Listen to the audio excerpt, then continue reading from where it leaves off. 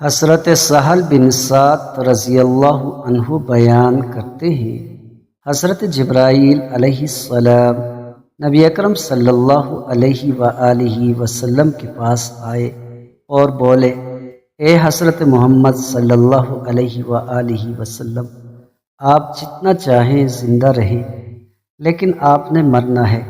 آپ جو چاہیں عمل کر لیں، آپ کو اس کا بدلہ دیا جائے گا۔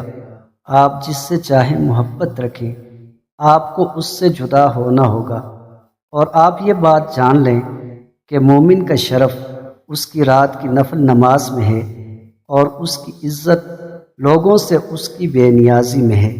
مجموعہ زوائد حدیث نمبر 17644۔ حضرت عبداللہ ابن مسعود رضی اللہ عنہ فرماتے ہیں، جو شخص شہرت کا طلبگار ہوگا، اللہ تعالیٰ قیامت کے دن اس کی شہرت کی خواہش کو ظاہر کر دے گا، اور جو شخص دکھاوا کرے گا، اللہ تعالیٰ قیامت کے دن اس کے دکھاوے کو ظاہر کر دے گا، اور جو شخص تواضع اختیار کرتے ہوئے اللہ تعالیٰ کے لیے خشوع اختیار کرے گا، اللہ تعالیٰ اسے قیامت کے دن سربلندی نصیب کرے گا۔